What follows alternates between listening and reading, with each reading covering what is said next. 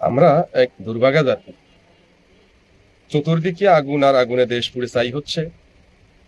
আর আমাদের রাজনীতিবিদরা দলগুলো ক্ষমতা নিয়ে ভাগাভাগি নিয়ে ব্যস্ত।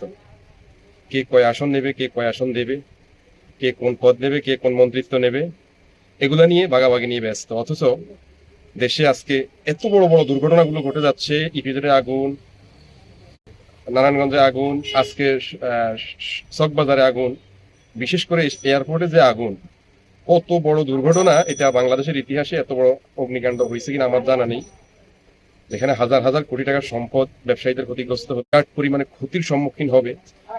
বিশেষ করে গার্মেন্টস ব্যবসায়ীদের কোনোভাবেই এই ক্ষতি পুষিয়ে ওঠার কোনো সুযোগ নেই, কারণ তাদের অসংখ্য শিপমেন্ট ক্যান্সেল হবে, অসংখ্য দিন তাদের ফ্যাক্টরি বন্ধ রাখতে হবে ম্যাটেরিয়ালসের জন্য, ইকুইপমেন্টের জন্য, যার কারণে এটার ক্ষতিপূরণ করার মতো কোনো খুব সহজে পূরণ করা সম্ভব না। কিন্তু অথচ আমাদের রাজনীতিবিদগুলো একটা শোক বার্তা দেওয়ার মতো সময় তাদের হাতে নেই। তারা দেশ ভাগাভাগি নিয়ে তারা ব্যস্ত। কে কার ভাষায় বাঁশ দিবে, কে কার ভাষায় আঙ্গুল দিবে, এগুলো নিয়ে ব্যস্ত। জামাত বলেন, বিএনপি বলেন, এনসিপি বলেন। দুর্ভাগ্য আমাদের, দুঃখজনক। আমরা 17 বছর পরে দেশ গড়ার একটা সুযোগ পেয়েও আমরা হাতছাড়া করলাম। এটার জন্য এই জাতি, এই দেশ অনেক বছর ভুগতে হবে। আবারও হয়তো 17 বছর কিংবা 27 বছর অপেক্ষা করতে হবে একটা সুযোগের জন্য।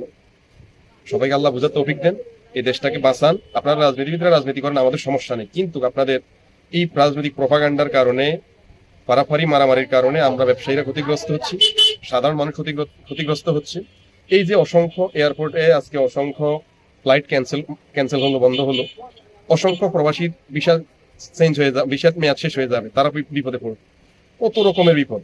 অথচ বিভিন্ন রিপোর্ট অনুযায়ী বোঝা যাচ্ছে এই জায়গায় বড় ধরনের নাশকতা রয়েছে, যেখানে 2:30টায় আগুন লাগলো, 4টা পর্যন্ত আগুন নেভানোর কাজ শুরু হলো না।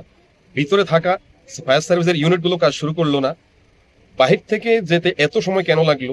8 নম্বর গেট দিয়ে ঢুকতে গেল ফায়ার সার্ভিসের গাড়ি, সেখানে কেন ঢুকতে দেওয়া হলো না? 2 নম্বর গেটে ফিরে আসলো, তখন কেন ঢুকতে দেওয়া হলো না? ভিতরে আগুন লাগছে, তো বাহির থেকে পানি মেরে কি লাভ হতো? যেখানে ক্যানোপিতে ঢুকে যদি ভিতরে দ্রুতভাবে আগুন নেভানোর চেষ্টা করা হতো, হয়তো ওই আগুন আরো অনেক কম ক্ষয়ক্ষতির মাধ্যমেই নিষ্পত্তি করা যেত, নিভানো যেত। আমরা জোর দাবি জানাচ্ছি, এই আগুন কাণ্ডের, অগ্নিকাণ্ডের তদন্ত করে যদি দোষী থেকে থাকে, প্রপাগান্ডা হয়ে থাকে কিংবা নাশকতা হয়ে থাকে, জড়িতদের অবশ্যই আইনের আওতা আনা জরুরি, আনা উচিত, আনার দাবি জানাচ্ছি আমরা। প্রিয় দর্শক, ভিডিওটি শেয়ার করুন এবং আমাদের পেজটি ফলো করুন বা আমাদের ইউটিউব চ্যানেলটি সাবস্ক্রাইব করুন। আসসালামু আলাইকুম ওয়া রাহমাতুল্লাহি ওয়া বারাকাতুহু। সবাই ভালো থাকবেন।